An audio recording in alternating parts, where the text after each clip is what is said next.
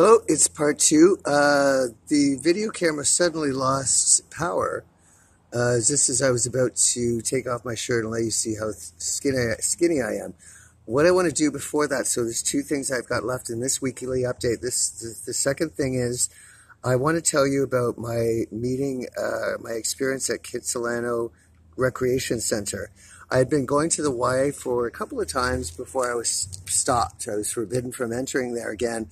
They had two systems at the Y. One was a general change area that was less expensive. It had, basic shower, basic change room stuff. And they also had this plus area. This plus area was more pampered. It had razors, it had showers and steam rooms and all that jazz. It had free towel service, it had deodorant, all that jazz. So you'd pay a little extra for a little more comfort. Considering I have nothing, I would spend a little more extra for a few hours of comfort to get really, really clean, have a shave, and sweat everything out. So I would do that. I was able to go in there a couple of times, and then one day I was told I am no longer allowed in there. That I can only use the regular change area, but I would have to pay $15 to use the regular change area. So the amount that people would spend, other people, to get the plus area, I was not allowed to use, but I had to spend the same money to get the basic that nobody else had to pay for. So I was forbidden basically from going there. One benefit of that is that the clones here, they are mixed in with dog DNA and dog chromosomes, so they have enhanced smell and enhanced hearing. They can smell you. One benefit was not only to make me feel homeless and dirty, but so that they could smell me as well. So that's one reason they wanted me to not use a gym. I went into the Kitsilano Recreation Center. It wasn't as nice. It was a cheaper rate. It was like $6 to be able to use. They had a sauna, and they didn't have towel service or anything, but they had a change room and a weight room and all that jazz. And it was cheaper. It was $6. I went in there several times. They have lockers in the change rooms, but they also have smaller lockers, the size of like a safe deposit box that you could put valuables in. So I would use that locker, and I did that for several times. I went in on Monday, I believe it was, and I decided to use a new code for my locker, not the one I had been using before. And I used a code that I'm absolutely certain I had the number right when I went back, because it was a code that I used for a Bank of Montreal PIN number. When I was in first year university, I got a bank account at the Bank of Montreal, and I used it all the way through university until I moved out. I didn't keep it, but I did remember this PIN number, and I had decided to keep the PIN number with me through life, not use it on another bank, but to keep it in case I needed an emergency PIN number. I'd always remember this one, 5496. So after I'd cleaned up and had my shower and everything, I went out to get my stuff, and lo and behold, the number wouldn't work. I tried it several times. I tried the boxes around my box in case I had mixed them up when I closed the door or something like that. I tried all of them. None of them would work with 5496. I called an attendant. Now, what I need you to listen and keep very carefully to this. Listen very carefully. This is ominous. It was ugly at the time. I had to go to one of the attendants. They tried to filibuster with all kinds of bullshit.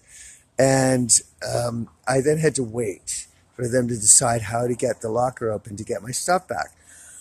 The people en masse at this facility, the Kitsilano Recreation Center, all of the people are clones.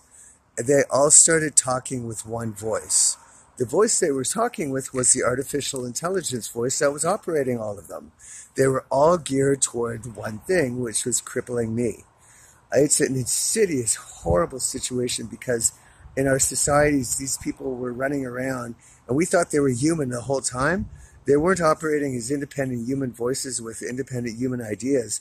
They were operating as with one corporate agenda for one corporate voice, or one voice that wanted to be master of the universe over everything. These people at the Kitsilano Recreation Center were all operating with this artificial intelligence voice. One man came and asked what I was waiting for. I explained the situation to him again. I'm just waiting to get my stuff out of this locker. It won't open. And he said, well, when you're ready, come upstairs and we'll talk. And I thought, well, what do I have to go upstairs to your office to talk about? I just need you to open my locker and give me my stuff. I itemized in great detail what was in my locker. There was identification, the photocopied identification. Remember, a year ago, they stole the originals and they won't give them back. There was the ID for my driver's license and my health card. There was a bank card, my TD bank card. There was a phone that I had purchased about a month and a half ago for $130. And it was about $60+ in cash. I itemized all of this. This is all in this locker. If you open up the locker, you'll find these things with a picture of me in them. So I had gone through all of this, and the guy then repeated again, well, come upstairs to my office when you're ready to talk. He left, and then Super Adonis came. And this dude didn't identify who he was, other than the fact that he was in gym clothes. He didn't identify who he was. But he came and he threateningly said, well, the police are on their way. And I said, well, why? I just need my items out of my box. And he said, and then I heard Stephen Harper. Stephen Harper was operating the AI unit at this time because different people can do this. And he was saying, the police are on their way, David. The police are on their way. You know what that means, David. He was using my name. This dude didn't even know who I was, but allegedly. He said, the police are on their way, David. You know what that means. They're putting away you in the hospital for good. They're on their way, David. They're coming to get you now, David. This was Stephen Harper talking through this clone. I left there. I went up to the main floor to where the manager's office was, and I was told I'd have to come back the next day to see if they could open up the lockers in the evening and see what was there. What I want to express is this Kitsilano Community Center was hostile. They were all clones. They were all working against me. Nobody got me any of my items back. Nobody would do that. But the most threatening thing was it was clear that they were all operating with one goal, to lock me away. And I had to go upstairs to discuss the situation with someone upstairs. There was this concerted, planned sequence of events that was to occur that was then tell me, this is the way your life is going to be. You are our prisoner. You are going to do exactly what we tell you to do. If not, you will be dead. This was the message from this whole experience. It was ugly and it was dirty. And this is why I am here, is to be murdered. Let's face it, I am the only human that has ever been put in this environment with these creatures that are not from this planet, that every other animal has fled from, and someone decided to dump me, someone with PTSD, in here with someone who had never been beta tested before to see how these non-human creatures would act. Well, these non-human creatures have starved me to death. They have taken all my money. They have taken my job. Every single thing, all of my friends, my sister, they have isolated me, and now they're starving me to death.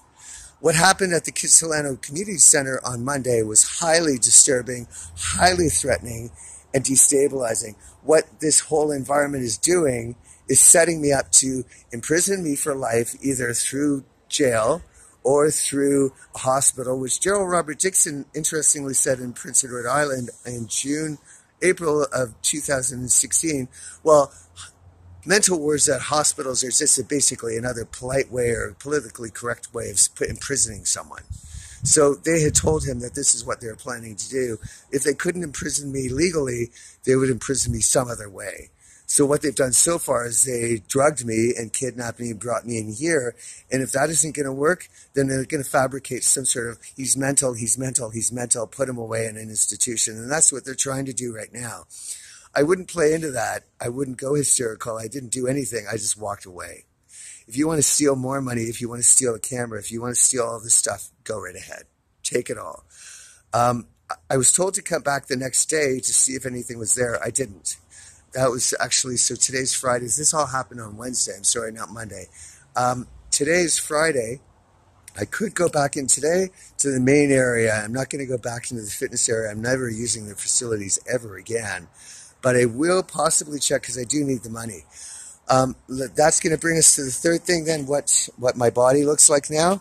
Well, where can I put this where it can, see, this is what problem I had before. I put it here and it's I'll try it again. If the power goes out, then we'll have to do it again. But so far, see, the power isn't going out this time. This is where I put it, where the power went out the last time.